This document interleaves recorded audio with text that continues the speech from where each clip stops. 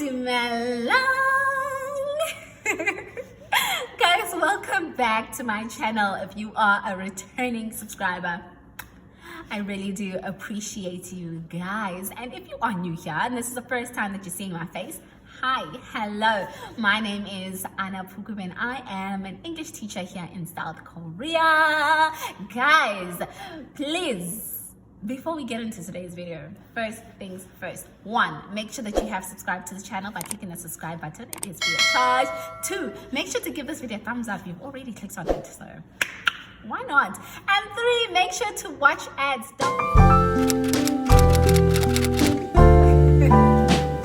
Now, on to the topic of today, which is my tips for an ESL teacher, a beginner teacher, first-time ESL teacher, which is probably many of you. Here are my top tips. My first tip for you guys is connect with your students.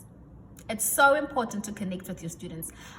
Children don't learn from somebody they are not comfortable with. So it's important for you to connect with them. Now, as a first-time teacher, walk into that classroom. How are you going to connect with them?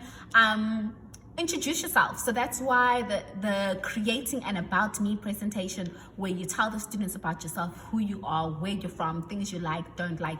That's how they're going to get to know you and to get to a level where they're comfortable with you, is if they know you. So an about me, very important. You got to do that on your first day, is to tell the students about yourself. Introduce them to you.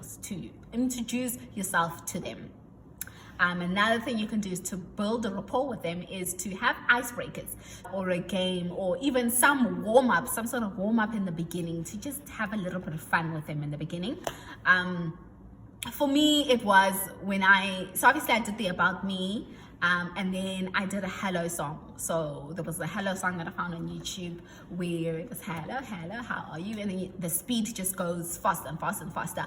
Elementary ate that up. They absolutely loved that. So we did that with all of the grades. With middle school, what I did with them was, after I did the about me, then I added a section where, almost like a quiz, but the quiz was about me, where I would ask them questions, like ask them, what do you think teacher's favorite color is? And then they would all vote, and then we would see who the winner, whose guesses were right, or where do you think I'm from, or how many languages do you think I speak? So for them, my about me was more interactive, so that was fun, and it was low-key, nothing serious on the first day, first classes, you know? So that's what I did with them. My next tip to you is establish a routine. ESL students thrive in a classroom where there is routine and structure. It's so important.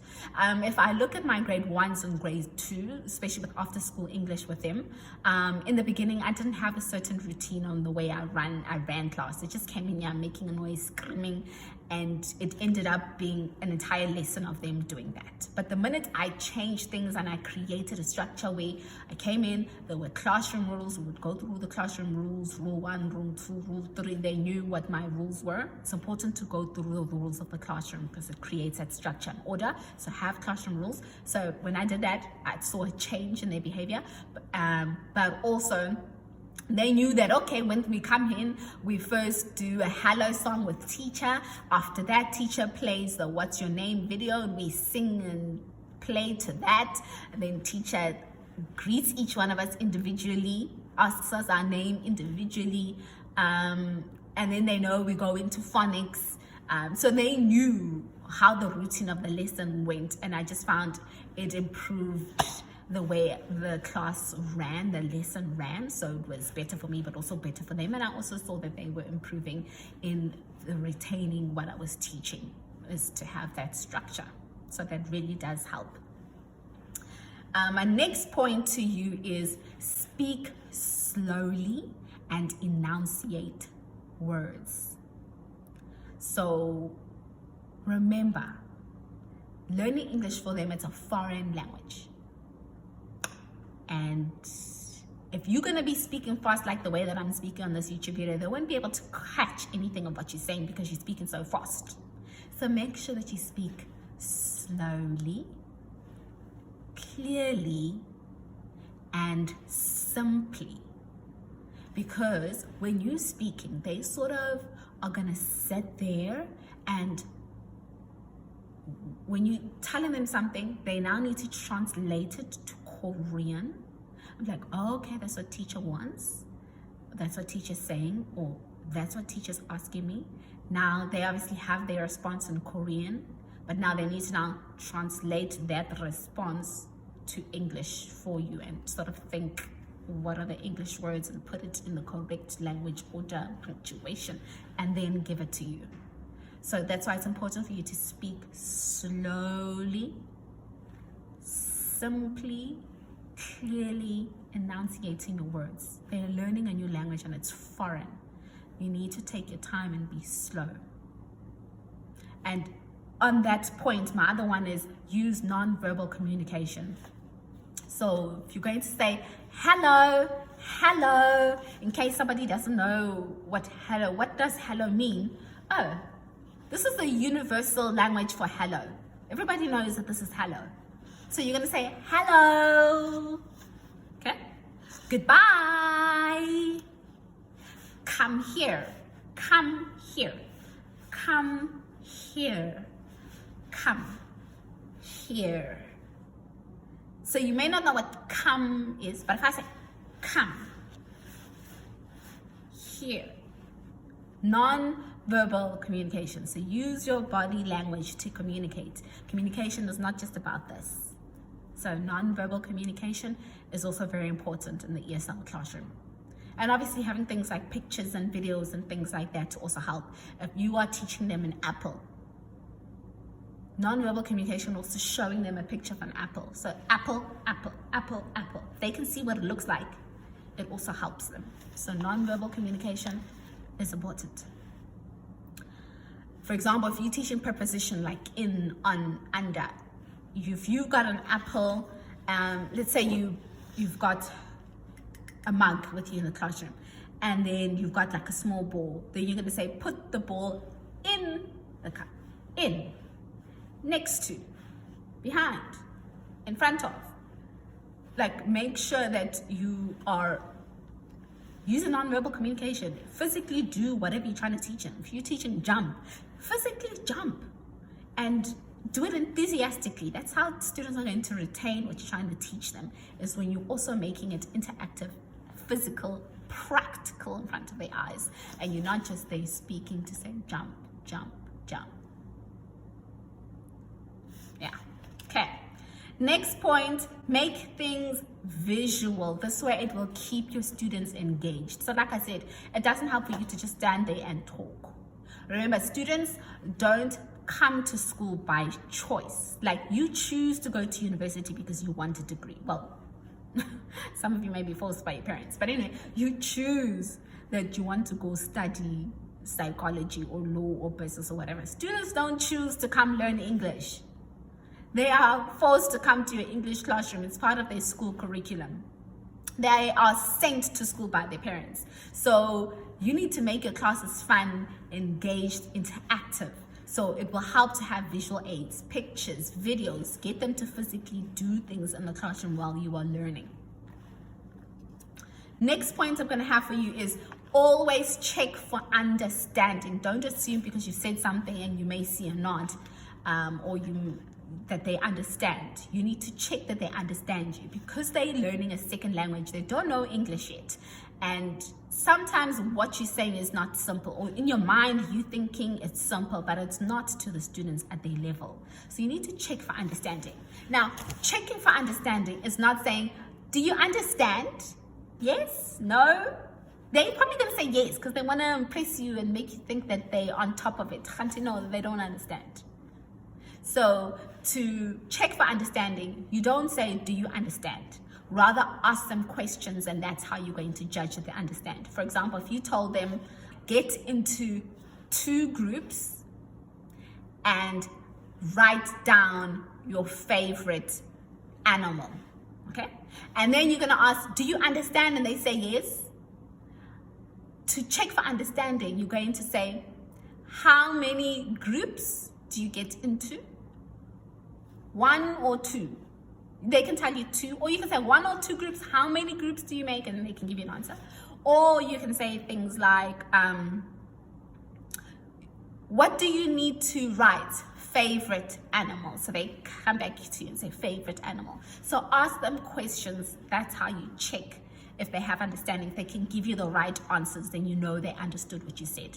And if they can't give you an answer and the correct one, then you know they didn't understand and you need to re-explain. So you need to say that sentence again. Make sure you say it slowly, simply, clearly, or maybe the words that you're using are too big, or just change the way that you're saying it. Or sometimes you may need to just get into Papago and translate it for them, or have your co-teacher translate. So checking for understanding is important. Another one that I'm going to say to you guys is an important tip is you need to be adaptable and flexible. You might come into the lesson, have planned your lesson, and you give them the instruction or tell them what we're doing, and they just look at you.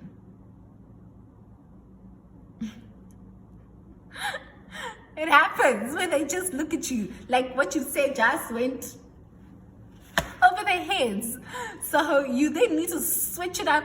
Sometimes you've got a game or an activity that you want them to play and it's just not working out. Either you find that the engagement level is very low, or they're not enjoying it, or the way that they're playing it, it's not sort of achieving the results that you wanted it to.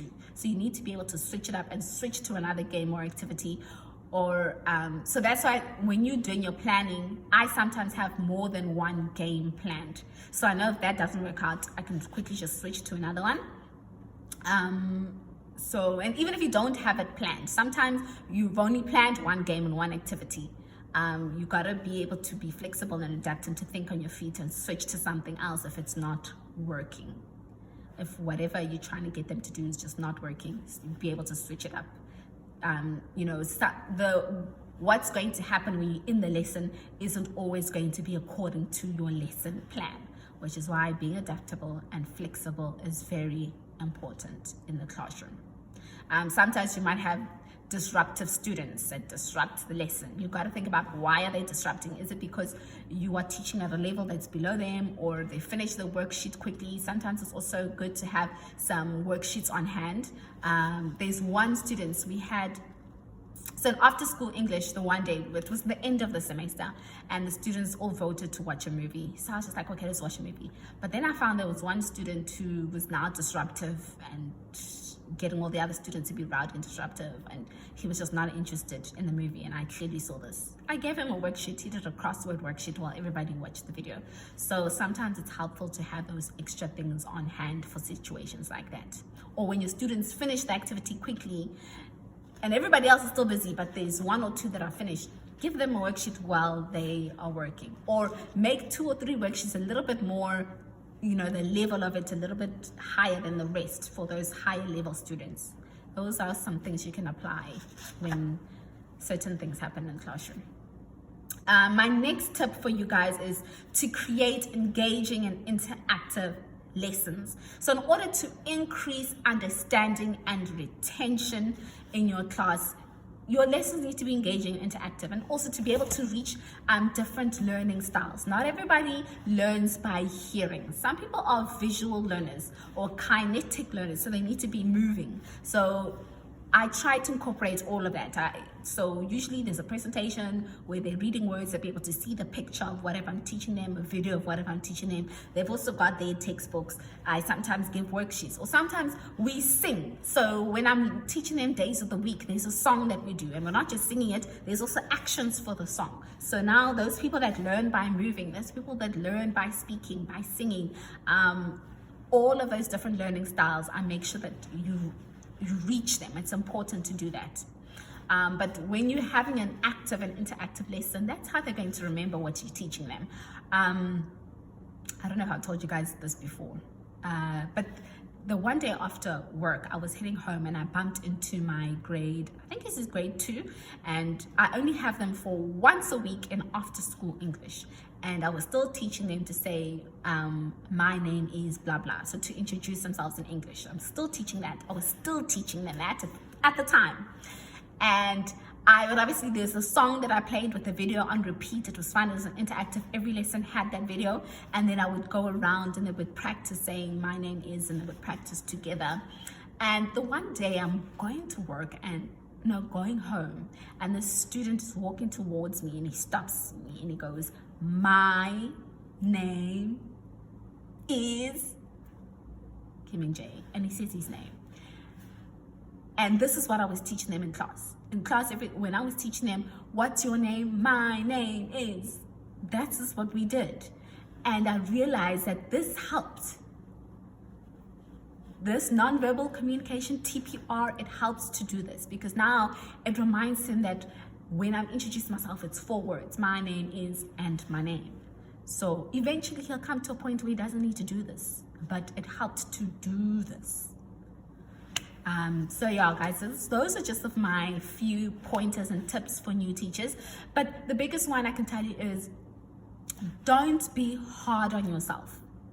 Give yourself time to get comfortable with teaching the ESL with your students, the school, and even South Korea. Give yourself time to just get into the swing of things and to get comfortable in your new environment. Don't be hard on yourself. You are going to get things wrong. Sometimes it's going to be a win, sometimes it's going to be a miss, sometimes it's just going to be met with stares in the classroom and you need to switch it up. It happens, it really does. But these are just some of my few tips to help you guys out.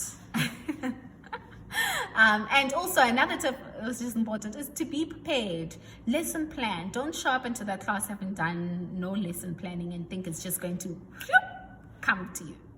It's not going to just come to you. It's just not. But it's really not that complicated. I don't want you guys to stress about lesson planning. If I can shortly just tell you guys. So my school uses this. So this is the grade 3 textbook. This is the textbook that they get. Let me see, what can I show you? So, for example, this is all there is in their textbook. So the lesson topic is, "Hi, I'm Sina." So it's lesson 1. And it's usually look and listen. So it tells you that the first lesson is just them listening, just you introducing the topics. "Hello, my name is," "Hello, I'm Anna," "I am Sina," that's what they're learning, to introduce themselves in English. It's nothing complicated. This is the textbook that they have. Okay, that's what they have. Then you have the teacher's guide. This is your guide, okay? And this one is very simple. It breaks everything up for you. So remember, the lesson is "Hi, Sina." "Hi, I'm Sina," lesson 1. So it even gives you a lesson plan in here. So it tells you the introduction. So first thing is introduction, talks about the greeting. It tells you here, it says, "Hello everyone." Students say, "Hello teacher, good to see you again. We are going to start lesson 1. And then it tells you what you're going to do. You're going to play the lesson CD, okay? Then it goes into the objectives. You tell them what the objectives of the lesson are going to be. Then it goes to look and guess. Watch and comprehend the animation. So actually, this tells you everything that you need to do in your lesson. Like, it's all here. It does also include key expressions.